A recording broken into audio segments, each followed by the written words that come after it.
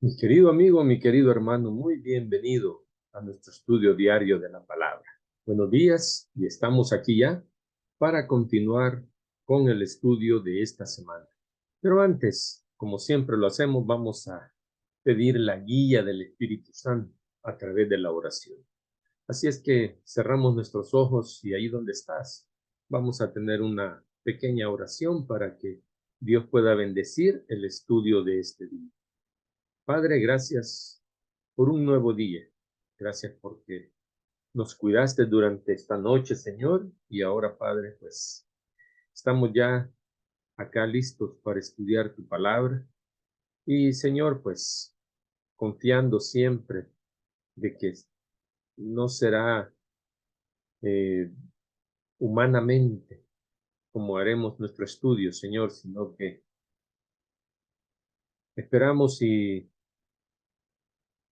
invitamos a que tu Espíritu Santo pueda guiarnos a través de este estudio. Señor, que lo que vayamos a aprender en esta mañana, Padre, en este estudio, pueda ayudarnos para ir, Señor, eh, aclarando el panorama y conociendo todo aquello que debemos, Señor, conocer para que podamos estar listos para cuando tú vengas, que podamos identificar entre adorar a la bestia, Señor, y entre adorar a Cristo Jesús. Señor, acompáñanos en el estudio, Padre, de este día, de esta mañana, y que no sea yo, Señor, sino que seas tú el que nos hable en los siguientes minutos. Oramos, Padre, en el nombre de Jesús. Amén. Bueno, llegamos ya al día miércoles 7 de junio, y llegamos ya al estudio de la lección número 11. El sello de Dios y la marca de la bestia. Estamos ya estudiando nuestra primera parte. Esta semana es la primera parte de, de este estudio del sello de Dios y la marca de la bestia. Pero prácticamente el estudio de esta semana lo hemos eh, enfocado en conocer, en poder identificar a a las bestias que se mencionan en el libro de Apocalipsis. Y ya vamos a ver por qué es importante identificar y las características de esta bestia, de estas bestias. ¿Por qué es importante que sepamos cuáles, eh, cuáles son las bestias de las que habla Apocalipsis y a quién se refiere? Para que no vayamos a estar confundidos y seamos sorprendidos en algún momento. Bien, y el tema para este día es los que siguen al Cordero. Y comenzamos leyendo Apocalipsis 14, 9 y 10, ya que el tema de esta semana tiene que ver con el mensaje del tercer ángel. Ese es el mensaje del tercer ángel. Y veamos lo que dice Apocalipsis 14, 9 y 10. Y el tercer ángel lo siguió diciendo en alta voz, si alguno dice, adora a la bestia y a su imagen, y toma la señal en su frente o en su mano, este también beberá del vino de la ira de Dios, el cual está echado puro en el cáliz de su ira, y será atormentado con fuego y azufre, dice, delante de los santos ángeles y delante del Cordero. Eso dice Apocalipsis 14, 9 y 10, donde se menciona el mensaje del tercer ángel, y es un llamado, una advertencia para que no caigamos en la adoración de la bestia y su imagen. Y ahí es donde radica nuestro estudio, identificar a la bestia, porque si nosotros ignoramos eso, es posible que vayamos a caer en la adoración a la bestia.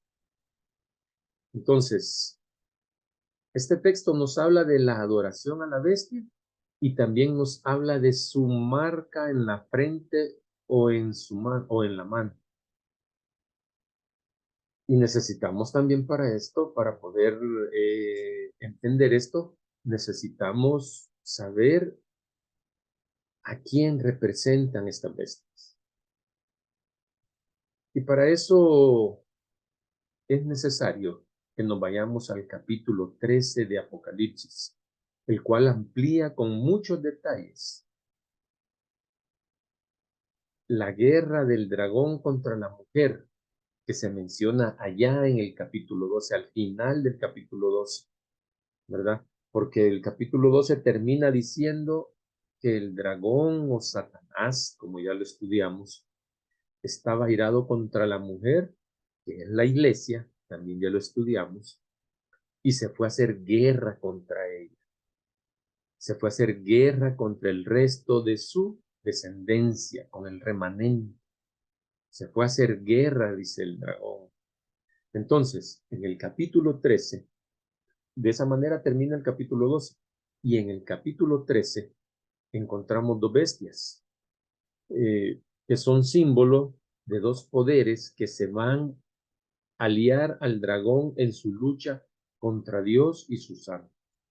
Este capítulo en este capítulo se mantiene la misma temática, es decir, al dragón que prosigue su lucha contra Dios y esta vez, como siempre lo ha hecho el dragón, eh, usará dos poderes terrenales, dos bestias, son las que usa el dragón para poder lograr sus objetivos.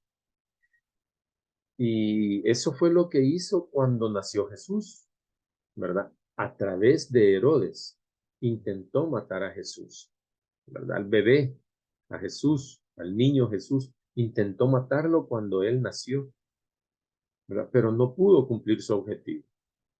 Entonces, sin embargo, sí lo logró en alguna medida, sí lo logró a través de Pilato cuando sentenció a Jesús y lo crucificó en la cruz. Aparentemente, allí el dragón había obtenido la victoria, ¿verdad? Entonces, Satanás le dio su poder, su trono y su autoridad a la bestia que se levantó del mar. Ya vamos a ver de qué se trata esta bestia que se levanta del mar. Y entonces esta bestia prepara su ataque y lanza una persecución final contra el remanente de la simiente de la mujer, es decir, la iglesia, ¿verdad? Con el remanente. Esta bestia y el cuerno pequeño que se menciona allá en el libro de Daniel 7 representan el mismo poder.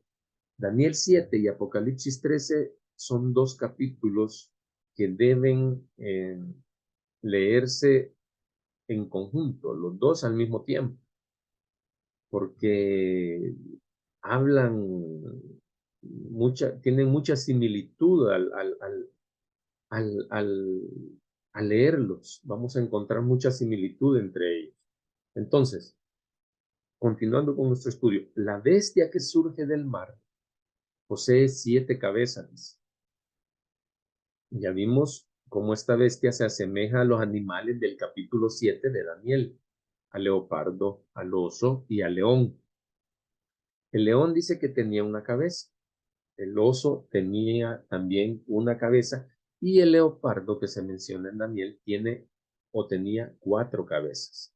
Más, hacemos ahí 6 cabezas, más la cabeza del animal terrible que menciona, el animal terrible y espantoso que se menciona, más esa cabeza ya se hacen 7 cabezas, ¿verdad? Ahí están las 7 cabezas. Y este animal terrible y espantoso es el que representa a Roma, al imperio romano.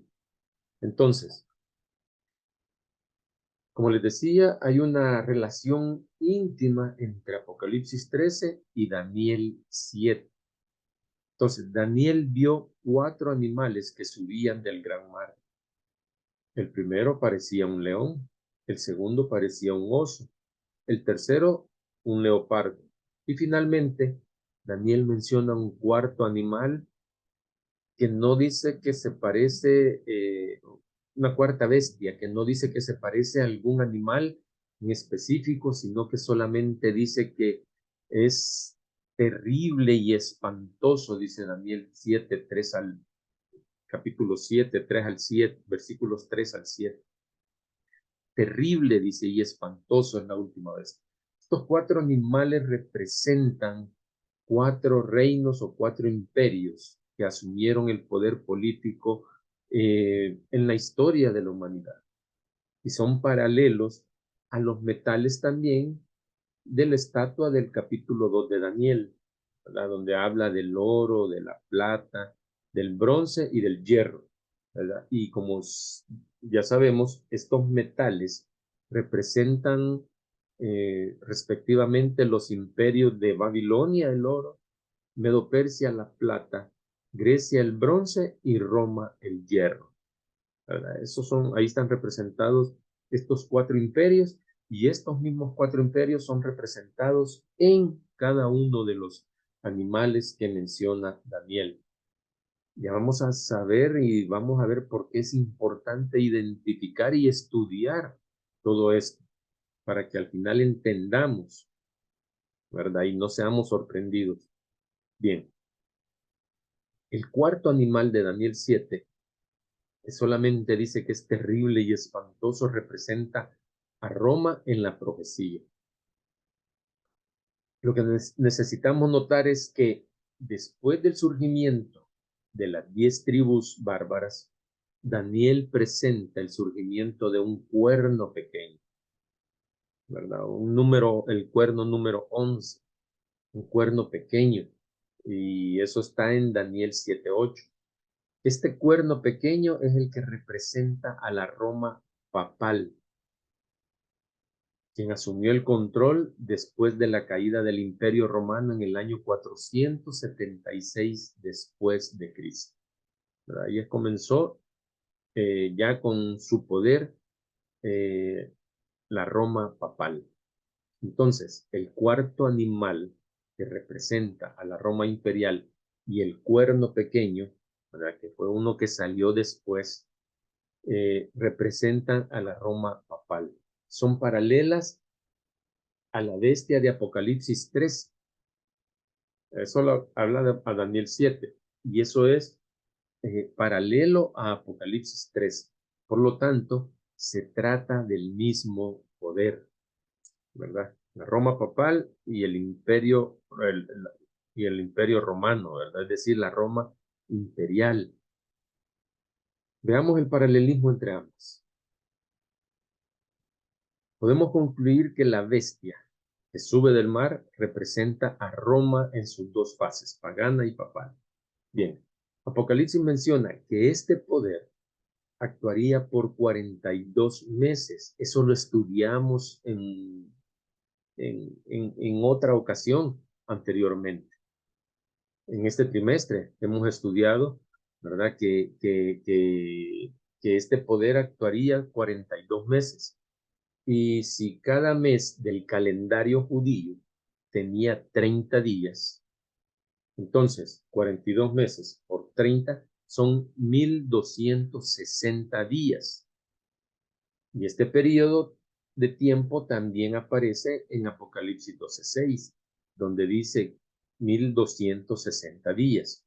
Ahora bien, si en el estudio de la profecía aplicamos el principio de interpretación profética de día por año, entonces estamos hablando de 1260 años literales, ¿verdad? Literales, 1260 años si aplicamos el principio de día por año. ¿De dónde nos sacamos eso? Pues la misma Biblia nos lo dice. Está en Números 14:34 y también está en Ezequiel 4, 6 al 7. Ahí es donde encontramos ese principio de interpretación profética de día por año. Bien, este periodo está registrado en la historia a partir del año 538 después de Cristo. A partir de ahí, 1260 años y el papado persiguió a los cristianos. Oiga bien, el papado persiguió a los...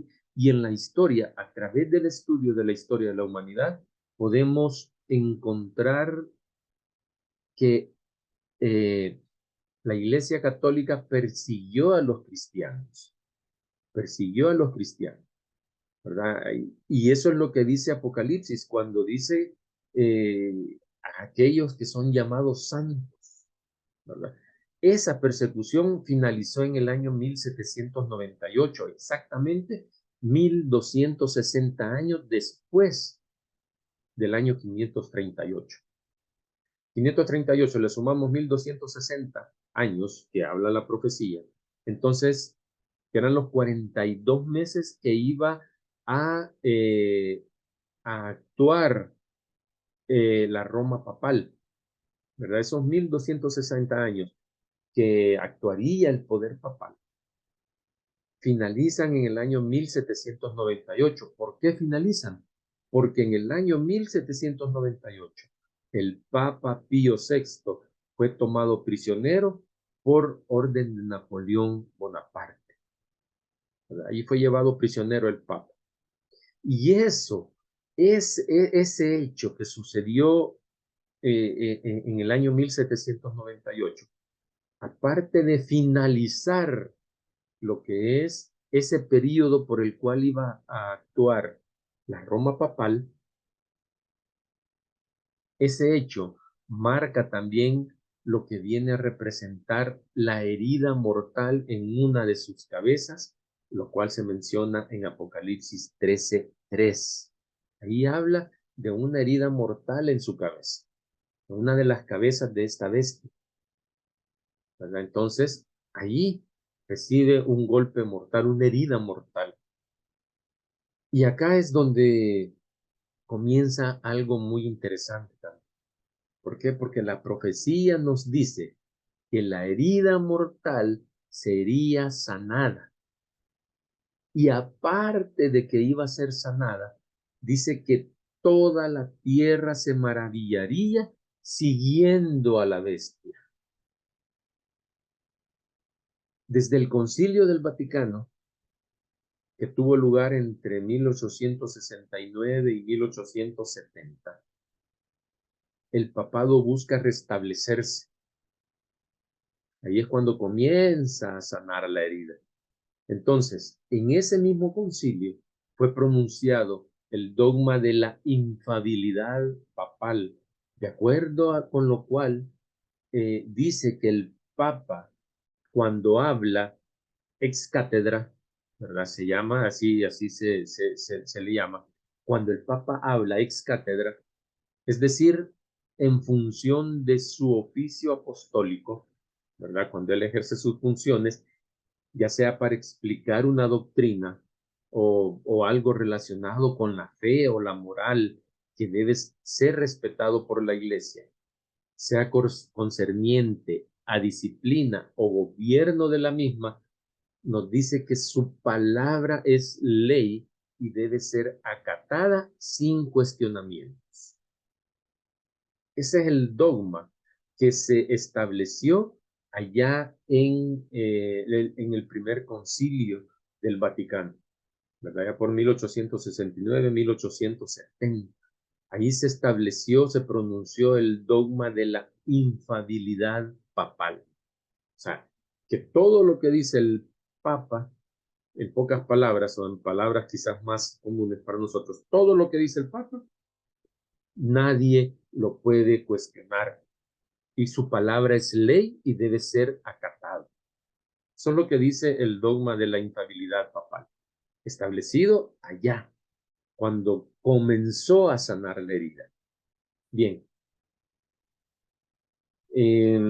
desde entonces el prestigio del Papa fue creciendo, se fue en crecimiento. Y luego en el año de 1962, el entonces Papa, el Papa en ese entonces era el Papa Juan XXIII, fue elegido por la revista Times como el hombre del año. Eso fue en 1962. En 1994, Juan Pablo II fue el segundo papa en ser elegido como el hombre del año. Y también recibió ese título o ese premio o esa nominación, como se le quiera llamar, por la revista Times. La recibió también en el año 2013 el Papa Francisco I. Allí el prestigio del papado fue creciendo. Desde entonces, eso fue creciendo. Bien, esta bestia o este poder, como ya estudiamos, es Roma en sus dos fases, la Roma papal y la Roma pagana.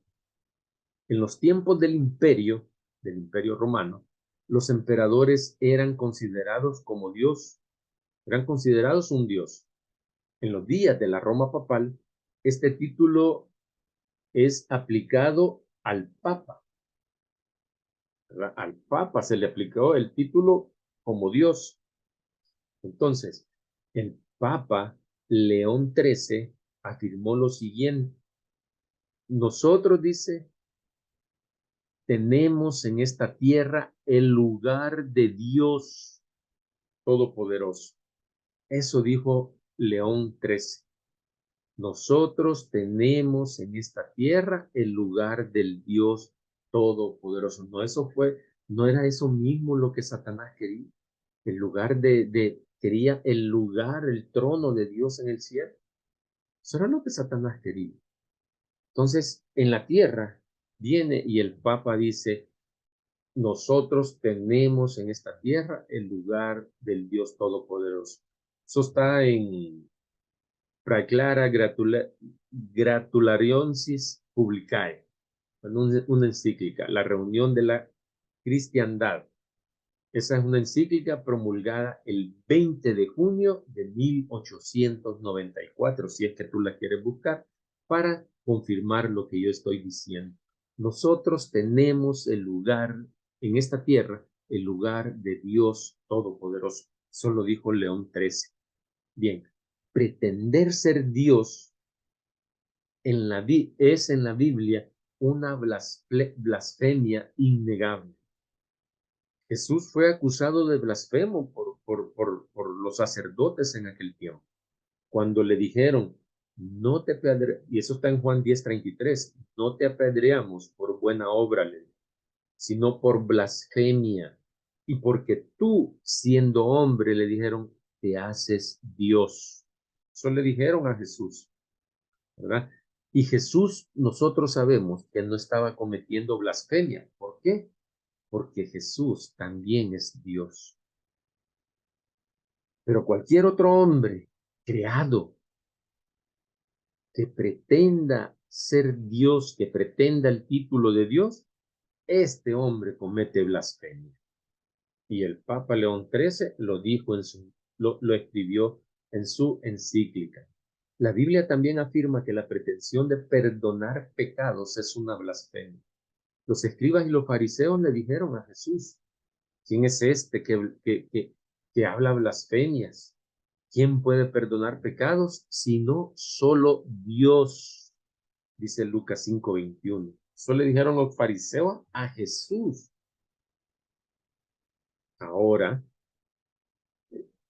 esa vez tampoco pecó Jesús. Jesús no blasfemó en esa ocasión también. ¿Por qué? Porque él, siendo Dios, puede perdonar pecados también. Pero la doctrina de la confesión auricular, esa confesión de hombre a hombre, perdonando los pecados de un hombre a otro hombre, perdonando los pecados, eh, esa doctrina, ¿quién la tiene? ¿O quién la ha promulgado? ¿Quién la ha pronunciado? No es eh, eh, eh, no son los papas, no es el sistema eh, papal el que ha hecho eso, que son ellos los que perdonan pecados. Así las blasfemias proferidas por este poder papal se aplican claramente a la Roma papal. ¿Se dan cuenta? Y aquí es por eso yo decía al principio, ahora tal vez usted se está preguntando, mi querido hermano, mi querido amigo, tal vez usted se está preguntando, ¿y por qué el hermano Ronnie habla tanto de esto? ¿Y por qué dice todo esto? ¿Y por qué lo menciona? ¿Y por qué? O sea, ¿de qué sirve? Ah, veamos qué dice Apocalipsis 13:8. Y todos los que moran en la tierra, dice, le adoraron, cuyos nombres no están escritos en el libro de la vida del Cordero, el cual fue muerto desde el principio del mundo. Entonces, ¿por qué es bueno identificar a las bestias? ¿Por qué es bueno identificar eh, a las bestias que se refiere el mensaje del tercer ángel? Porque dice que, acordémonos lo que leí en Apocalipsis 13 anteriormente, donde dice que después cuando la herida comenzó a sanar, dice que todo el mundo se maravilló de la bestia y lo adoraron.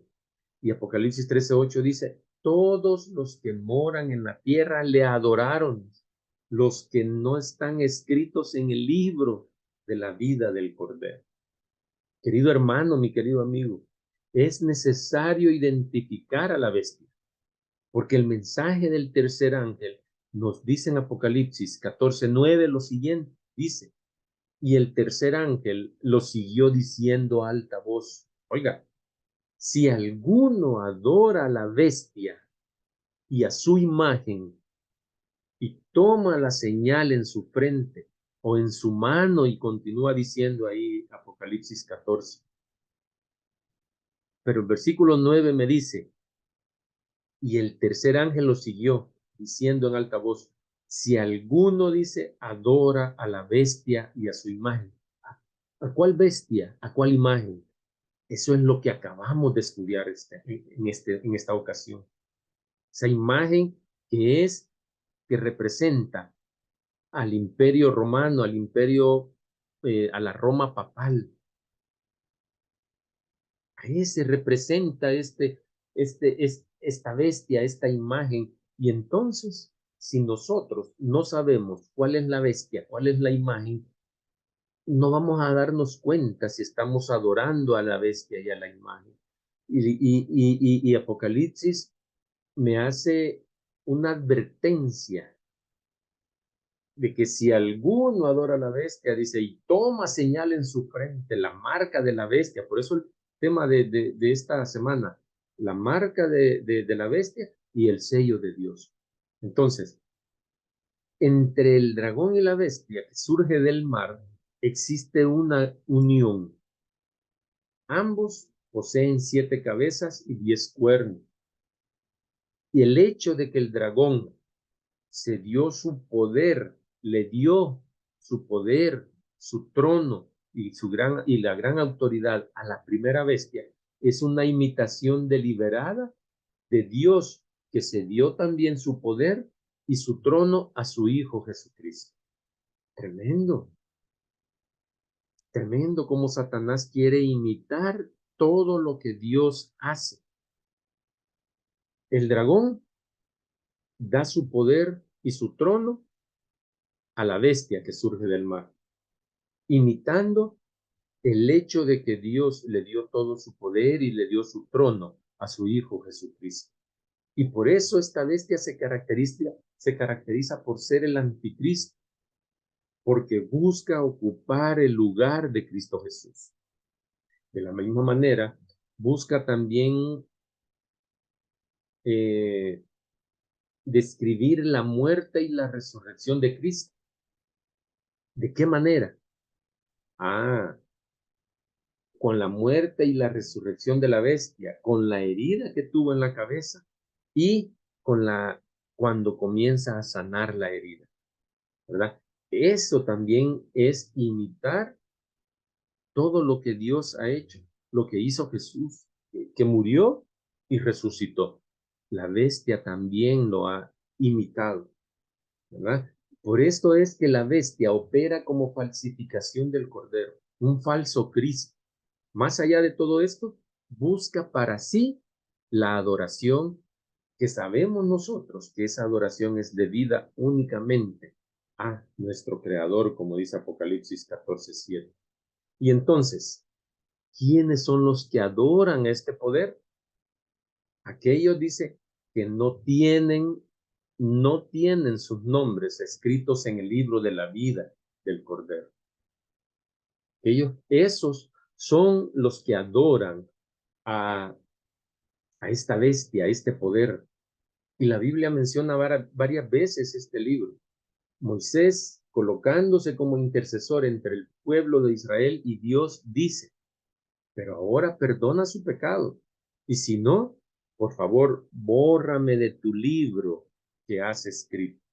Y lo mencionó. David también menciona este libro de la vida, donde dice en Salmo 69:28, sean borrados del libro de los vivientes, dice David, y no sean contados con los justos.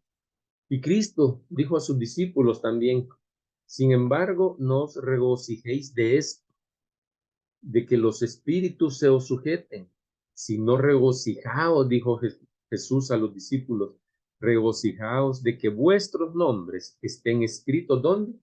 En los cielos. Eso está en Lucas 10:20. Y Apocalipsis, cuando nos dice, ¿quiénes podrán tener acceso a la ciudad santa? Afirma lo siguiente en Apocalipsis 21:27.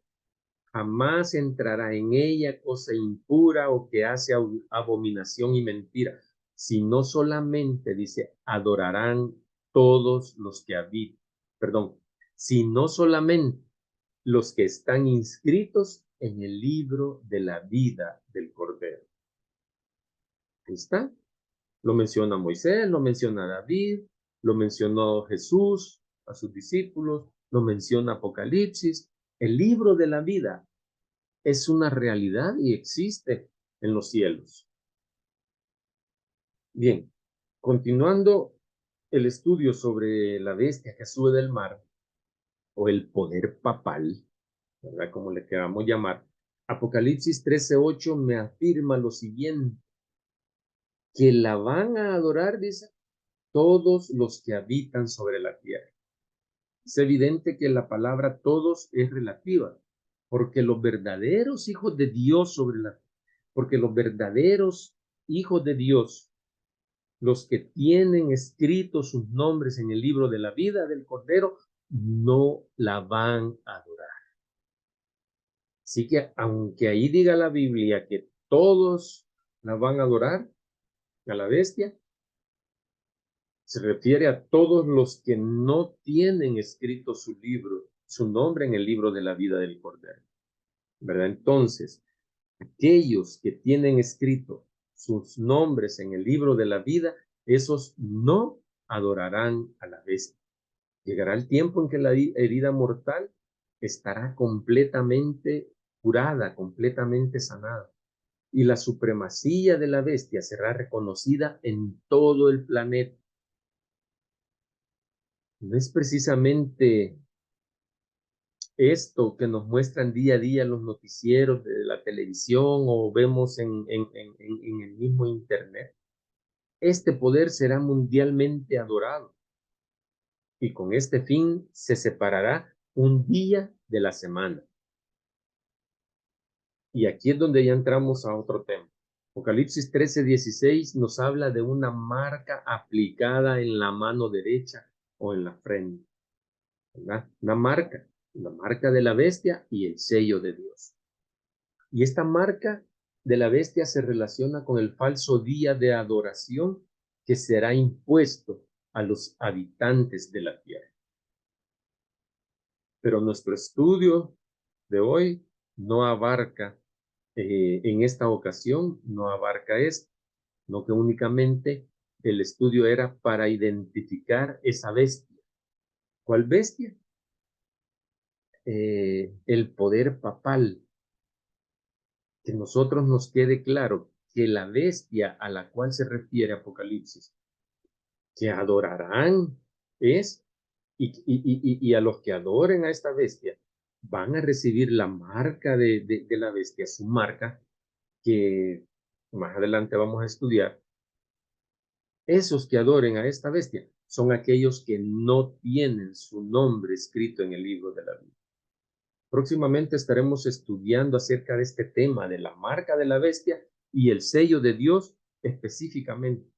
Aunque el tema de esta semana se llama de esa manera, pero es la parte 1, donde nos vamos introduciendo a este tema, pero primero debemos identificar cuál es la bestia.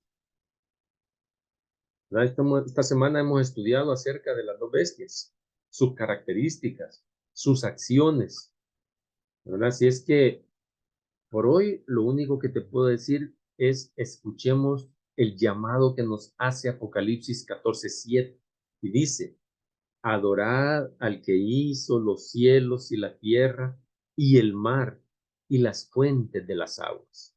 Él dice, es nuestro creador y nuestro redentor. Alabado sea el nombre de Dios. Que el Señor te bendiga. Gracias por acompañarnos en este estudio y te esperamos mañana acá en Conectados con el Cielo para continuar con nuestro estudio diario de la palabra de Dios. Hasta pronto.